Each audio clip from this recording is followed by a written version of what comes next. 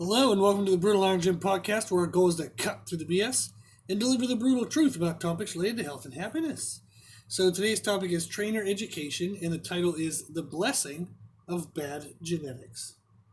Yes, bad genetics can actually be a blessing, and especially as a trainer. So there's actually application of today's lesson to all areas of life. But we're definitely taking the trainer's approach, given the fact that this is a trainer education podcast. But this is definitely something that everyone can benefit from.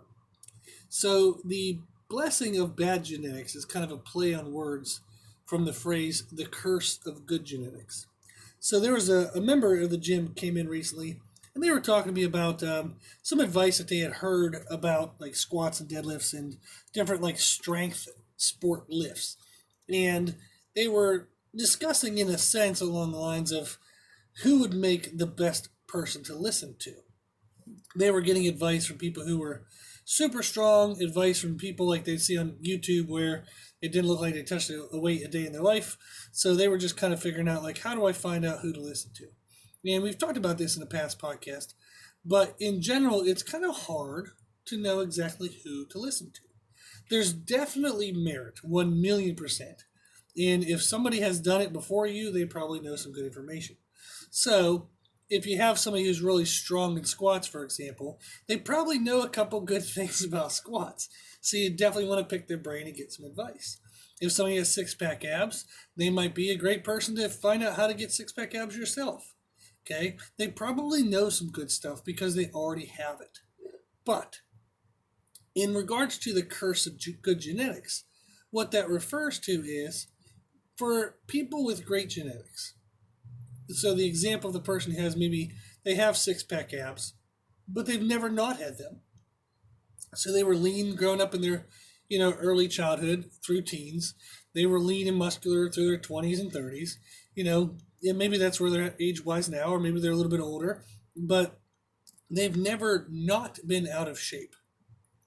So they've had their phase of out of shape, which is still what most people would probably consider amazing, but they've never not had six-pack abs.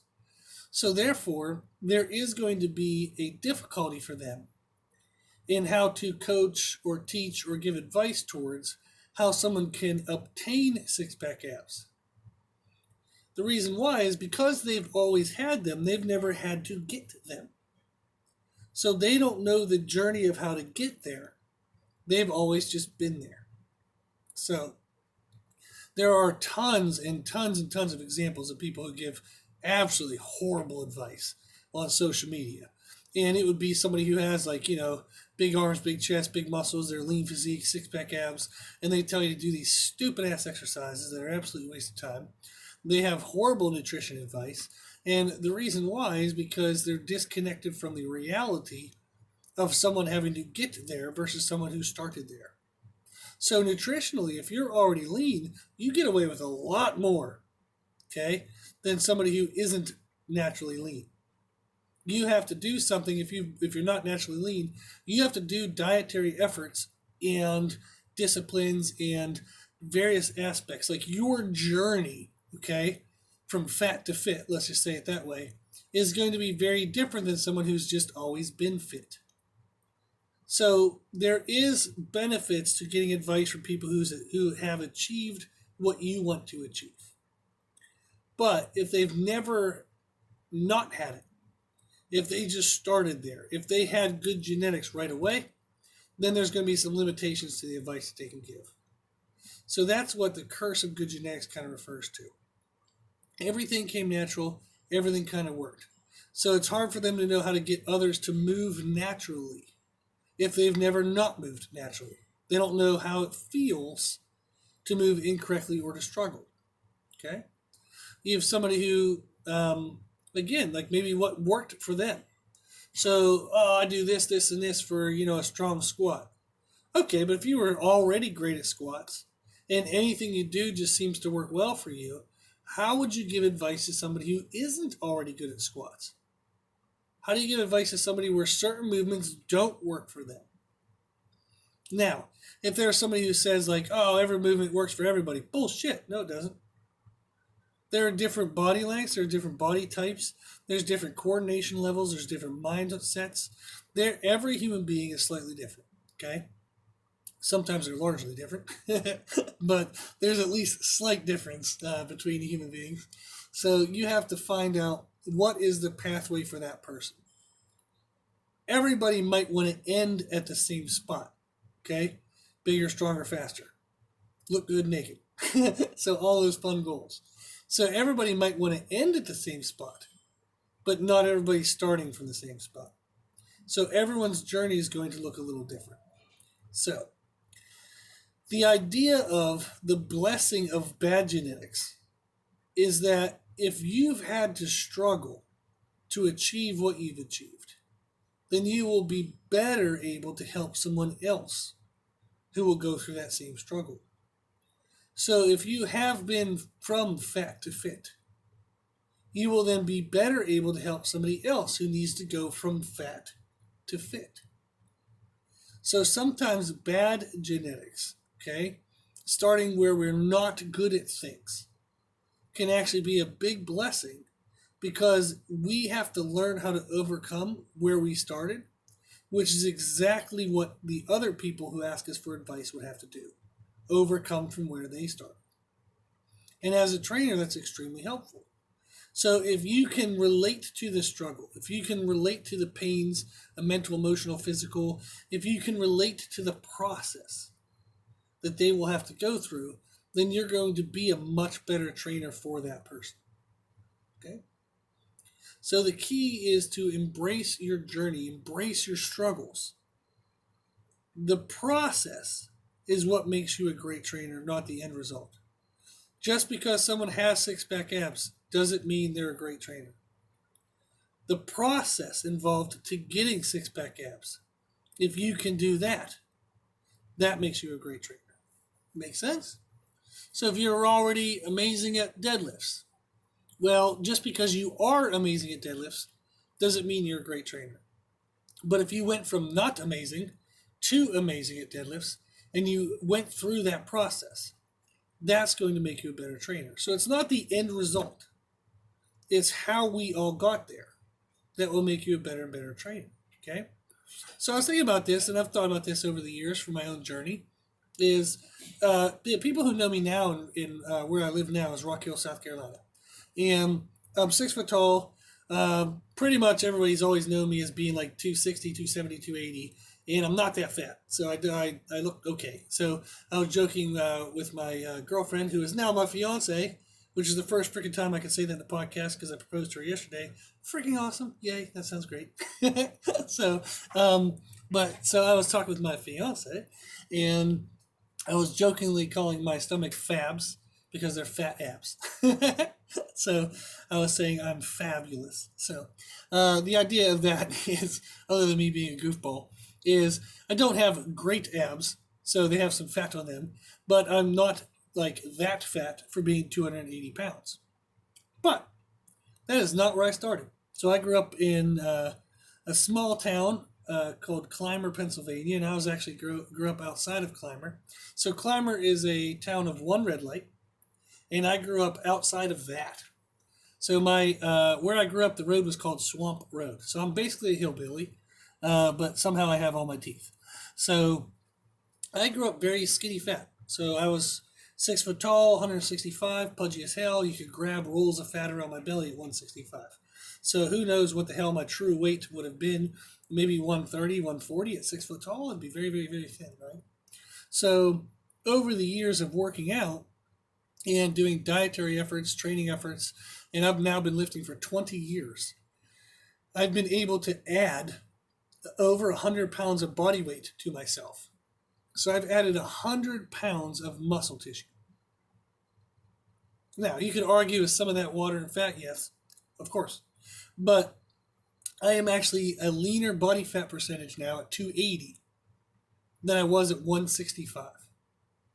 So as of today, I'm 115 pounds heavier than when I started my journey. And I'm actually leaner than when I started my journey. So it's easier to be 115 pounds heavier, okay? There's a lot of people who are 100 pounds heavier than they were in high school, but it doesn't mean they're also leaner, okay? So that was my journey. It took me 20 years to gain, let's just say, 100 pounds of body weight. That's 5 pounds a year. That is a lot of work per year for only 5 pounds. It is a shitload of work every year to only gain 5 pounds. But over the course of 20 years, to have gained 100 pounds of body weight to myself, to have been the skinny fat person, then the fat person, then the who knows what the hell shape I was person, and now getting to a physique that I feel more proud of and happy with in myself, a physique that I feel better represents my knowledge. So it took a long, long journey. I did not get to be 6 foot tall, 280 pounds, and leanish right away. It took me 20 years to earn that. Along those 20 years, I was absolutely pissed off from time to time, and the woe is me and life is bullshit kind of attitudes along the way, because I saw people who got to start ahead of where I was. And I was frustrated because I knew more than they did. I worked harder than they did. I think we all have those kind of feelings. So hopefully I'm not sounding like an egotistical jerk. But there are people who just start ahead of where we get to start. And that is quote unquote unfair. But if you look in the grander scheme of things, you may have benefits that they don't have. So if you extrapolate to all of life, there's variances in places where we start ahead of others and others start ahead of us. But in regards to physical aesthetics, there are people that are going to get to start better than you. They won't have to work as hard. They don't have to know as much. They are just going to have better aesthetics no matter what you do. Now, that's in the temporary moment right now. Over time, you can absolutely still kind of improve upon your physique, and maybe you'll pass those people up, but it shouldn't be about those people. It's about you, and it's about your journey. The more you continue to work, okay, the less you bitch and whine and cry about your situation, and the more you work to address your situation, the better process, the better end result, the better the outcome will be. Okay? So I remember in strength, like I started lifting weights, like I said, when I was 16. I'm now 36. And I remember, like, after 2 years of lifting weights, I remember my best squat max, 1 rep max, my best bench 1 rep max, my best deadlift 1 rep max, maybe would have added to 850, maybe 855 pounds. So that's not a single lift. That's all three of them added up. So best squat, best bench, best deadlift. Now, 20 years later, I have over a 1,700 pound best lift total. So I was able to double the strength I had at 18 years old. So after 2 years of lifting, I only had 850 total. And now, after 20 years of lifting, I have over a 1,700 pound total. It's pretty badass. Pretty long, pretty far change over the years. But along that way, it absolutely sucked. It was slow. It was miserable. It was not fun. Okay, there was lots of struggles. There was lots of just mental breakdowns. There was lots of difficulties. So, for example, I've torn 17 muscles, 6 ligaments. I've broken bones while lifting. So I've overcome all of those things to now, 20 years later, be bigger, stronger, leaner, everything. I am better in every way possible. Okay, even mental, emotional, spiritual, relational, all the healths, okay, even including physical health. 20 years later, I'm better. And the reason why is because I embraced the journey in the sense that I never gave up. Yeah, I didn't get to start in the best places. Neither will you. There will always be somebody bigger, faster, stronger, leaner, all that stuff. You will not be the best out of everyone you know when you start. But you may have the opportunity to be the best if you keep going. Now, are you automatically going to get to become the best if you work your ass off? Hell no. It's not the way life works. You're going to get to be your best, but you may never get to be the best. But that's what we want to focus on. Okay? So if we think of trainers specifically, which would you rather listen to? Okay, who would you want to get advice from? So if we think of strength, for example, maybe somebody started the first time they ever kind of like after a couple of weeks of practice, maybe a couple months of practice, they could squat 135. And then after maybe 10 years, all of a sudden they're now squatting 500 or 600 pounds. That's pretty badass, right? Whereas there are some people who maybe after a little bit of practice, like a month or so practice, they can squat 315 pounds. And then after 10 years, they can now squat maybe 500, 600. Which would you rather listen to? The person who is able to make the largest change? Or maybe the person who's just strongest? So maybe the person who didn't make a lot of change, maybe they work up to a 700-pound squat. Okay, they started at 315, worked up to 700. But maybe the person who is at 135 worked up to 600. What are the pros and cons of listening to each person? Okay, now if you're a 600-pound squatter and you want to learn how to squat 700, maybe you'd pick the guy or girl. Okay, that could squat 700. That'd be pretty awesome for a girl. But I just didn't mean to exclude females. So you might pick the top end strength person if that's where you are and where you want to be. If you want to make a large transition in your strength, if you feel like you're weak now and you eventually want to be strong, then it might be a better idea to pick the person who has had the large transition because they will understand your process rather than the person who has the best strength because maybe they never had to go through the process themselves. They were already strong. Everything they did just kind of sort of worked, and they just became stronger. That is not going to relate to your journey. So you need to find not the person who has achieved what you want to achieve, but more so the person who has achieved it in the way in which you will have to achieve it. That was probably a better idea, a better way of figuring out who do you talk to. So for example, if somebody started out lean, naturally muscular physique, and they win a pro card, that's pretty badass. The pro cards are amazing. It's exceptional ability to eventually get to that point in your life. But what if you're, overweight, you're weak, you have no muscle? That pro card coach, okay, if they were already always lean, muscular, strong, they might not understand the process that you now are facing in order to become your best. Whereas maybe there's a coach who's won a couple local shows, never really had a pro card, but they started skinny fat. So they never had muscle, they were kind of chubby, they didn't have a good physique, but they worked themselves up to eventually be able to win local shows. Yeah, they don't have the pro card, but their travel of change is greater. And if you are going to require a travel of change for what you want to accomplish, then that coach may be better. Okay? So, as trainers and also in life, okay, so this is for everybody, don't cry about your struggles. Don't bitch, don't whine, don't feel defeated, feel like a failure, and stop.